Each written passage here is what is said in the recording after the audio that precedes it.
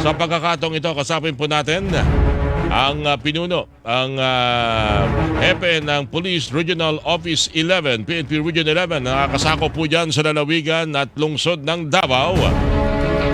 Police Brigadier General Nicolas Torre III, nasa ating linya po sa pagkakataong ito. General Torre, magandang umaga po sa inyo. Si Orly Trinidad po ito sa GMA DCWB. General, dyan. Good morning, Sir Orly, at sa inyo mga tagapakinig. General, maraming salamat sa pagtanggap sa aming tawag. Alam ko, ilang oras na kayo sigurong walang tulog dahil nga po dyan sa sitwasyon sa KOJC compound. Pwede ho ba namin malaman kung nakakailang porsyento na ho kayo sa inyong hangarin na ma-check at matunton at makita, malaman kada pulgada po ng KOJC compound sa inyong nanais na maisilbi po yung LS warrant kay Pastor Apollo Quiboloy, General? Actually, naikot natin ang lugar for scanning purposes, pero yung thorough search gamit ang ating mga equipment at ang ating mga iba pang mga personnel ay hindi pa nakukumpleto. Kaya babalikan natin nga, pinapatapos ko lang ang kanilang service, worship service, at tayo ay magsisearch uli doon sa ating mga suspected areas na at gagamitin na natin ating mga technology. Ayun, kaya ho pala may prayer kanina binabanggit niya aming super radio reporter dyan po sa KOJC compound. So hanggang ano oras po ba ang usapan bago ho tulad na binabanggit ninyo, balik po sa pagsisearch sa kanyang mga tauhan? Pinapatapos ko lang. Pagkatapos magsisearch na kami uli. Okay. Yan, yung binabanggit na mga kagamitan, tama ho ba? Ito yung kalimitan natin nakikita sa mga search and rescue, ano po? Para pagtuntun kung merong mga buhay pa sa ilalim ng mga guho na maaring pwede pang iligtas sa tulong na rin ng mga K9 unit. Ito ho ba yung mga nakikita namin gamit magkaminsan? Yes, exactly. Yan ang gagamitin natin. Okay. Yan ang mga ground penetrating radars ang tawag niyan. Ano po ang para po siguro sa kapalan ng mga nakikinig sa atin, baka akala nila merong ano po yung pinaka dahilan ho nito? Ito ho ba dahil sa mga report na rin na maaring andyan at nasa mga hindi madaling pasukin na lugar lamang nagtatago si Pastor Quiboloy? Yes, may mga reports tayo na may mga tunnels dito, may mga underground compartments. So naubusan tayo ng oras kahapon. Kaya tinigil natin ang gabi in deference to them para makapagpahinga naman yung mga tao. Pero sa ngayon, tutuloy-tuloy ito. Hindi ito matatapos. At nandito pa rin, nakaselyo kasi kaya hindi nila mailabas si Pastor dito. Kaya kami na ang maghahanap sa kanya kung ayaw talaga niya lumabas. Alright. Nagtungo pala dyan si Senador Ronald Bato de la Rosa kahapon. Tama po ba? Nagkausap po ba kayo, General? Yes po. Ano ho ang naging kasunduan po? May apela yata siya na tapusin na agad at matagal-tagal na raw ho yata pag-search. Paano ho na ipaliwanag sa kanyang sitwasyon? Naintindihan naman ni General De La Rosa ang trabaho. Nagsabi naman siya, hindi niya man pinipigil kung paano natin ginagawa ang ating trabaho. So, okay lang. Nag-check lang siya sa mga reports nung pag-KOGC. Pinakinggan niya lang kung ano ang kanyang magiging intervention. Pero generally, hindi naman siya nagbigay ng kung ano mga instruction. Ang sinabi niya lang is hindi niya pipigilin ang ating trabaho, gawin lang. At nasa atin na yung decision kung paano natin gagawin ito. May nasawi. Ano ho bang detalye ho nito? Ano ho pagkakaalam mo ninyo? Bakit tumantong po sa pagkamatay ng isang miyembro po yung pagpasok sa compound po kahapon? Ano po ang pinakadetalye? Ang allegation nila, inatake sa puso, undergoing ang ating mga autopsy dito. Inatake sa puso pero wala itong contact naman sa ating mga operating troops. Wala itong dito na hawakan. Ibig sabihin hindi nagkagirian, hindi nagkasigawan, hindi nagkatulakan. Walang ganun eh. Walang ganun eh. Actually, nung tinawag nila yung ambulansya namin critical na yung tao. Pwedeng bago nangyari ang pagpasok, may dinaramdam na? O noong... Ang lumalabas ito, medyo may edad, vendor, pagkatapos ang trabaho nito ay watchman doon sa isa sa mga towers nila. High-rise yung tower niya. So, medyo siguro sa pagod lang. Tapos hindi na niya nakayanan. Kaya ayun, nag-collapse. Okay. Yung wala naman po, so far ngayon, wala naman tayong natatanggap na report sa mga miyembro ng PNP Region 11. Meron po kinakailangan na atensyong medikal. Wala naman po. May mga tao tayo. Kahapon may nasugatan tayo. Anong ginamitan nila yung... Akalain mo yung sinalubong ng bakho yung isa nating grupo ng mga pulis na pumapasok doon sa compound. Sinalubong ng Yung bako. ginamit. Sinalubong. Sinalubong ng bako, kaya medyo nasugatan talaga. May mga 14 stitches ang inabot ng kamay ng isang tao natin. Ilan po? Isa lang?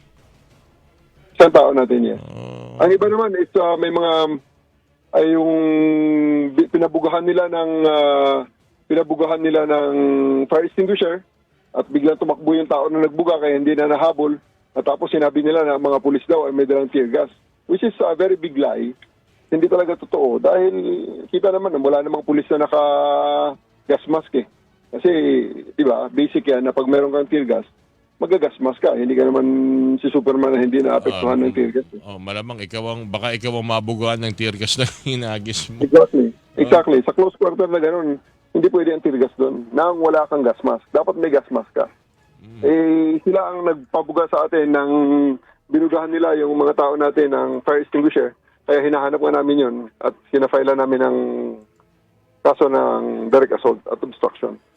Bago yung ilang mga huling katanungan ko na ng General, may nag-viral kahapon parang meron yatang police na naroroon na parang merong patch ng watawat ng Amerika.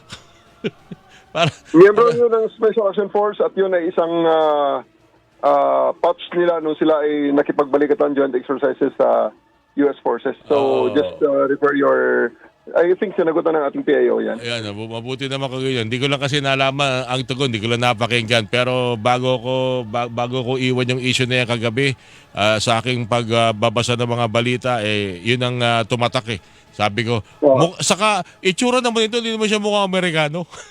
Hindi naman mga Amerikano. Oo, sabi ko. Pilipino yan. Oo, mukhang mukhang kamag-anak pa nga ni General Torre na talagang Pinoy ang itsura. Anyway, Yeah. General, hanggang kailan sa tingin ninyo, yan kasi ang hanggang ngayon katanungan. Hanggang kailan? Although hindi kasi masabi kung matatapos ba yan ngayon, matatapos ba ngayong araw na ito, ano sa tingin ninyo? Depende yan actually sa cooperation sana ng mga taga-KOGC.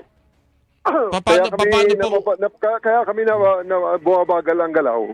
Sapagkat ang mga to ay pakialam ng pakialam sa aming ginagawa. Ay kahapon nakita niyo naman sila pa mismo ang nagbo-broadcast ng kanilang mga kalokohang ginagawa na inaabala ang ating trabaho. Kahit na nag-agree na nga kami, sabi nila, sige, pagbigyan namin kayo na mag-search.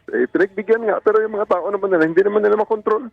Talagang ginugulo ang ating trabaho. Ibig sabihin, may mga gusto kayong puntahan, pero maraming humaharang? Ganun po ba yan? Yes, maraming humaharang at every step of the way, napakabagal ng aming ginagawa, napakabagal ng aming galaw. Kaya sila na maabala niyan. Okay. Panghuli na lang siguro, General, alam natin na ito yung siguro, kung pwede lang, hindi na lang mangyari dahil ang hangarin na naman natin dito ay magsilbi ng warrant of arrest. May binagit kasi yung lawyer, si Attorney Torion, baka makausap din namin mamaya. Wala naman daw kasi doon, si Pastor Kibuloy. Alam niya, wala doon. Di sana naman, di pagbigyan nila kaming maghalughug sa lahat ng wag silang makialam. Kasi nga, sa kanila, may mga t-shirt pa sila rito, Justice for Pastor Apollo Kibuloy. Paano naman yung justice kay Amanda na isa sa mga at sa iba pang mga biktima nito ni Pastor Kibuloy? Nabasa naman natin narinig naman natin yung binasa ni Secretary Arabalos na part nung testimonya nung Amanda na naging basihan sa pag-issue ng warrant of arrest na to. Kaya search nyo na lang yan, yung binasa ni SILG. Narinig namin si Secretary Benhar sa... Yeah, si Secretary Benhar sa kamara, sir. Sa kamara binasa mismo sa kamara yung kanilang salaysay. Ang salaysay nung bata na nagsabi na hinalay nga siya ni Pastor Kibuloy. So, paano naman ang hustisya sa kanya kung hindi namin i-implement ang warrant of arrest na ito? Kaya sa akin lang, sana maintindihan ang publiko na kaya naman kami ganito ka-resolute. Dahil matagal na ito 4 na buwan na ito Tapos pinapakita niya talaga na iba ang mayaman sa mahirap. Hindi naman pwede yan. The PNP will enforce the law without fear or favor.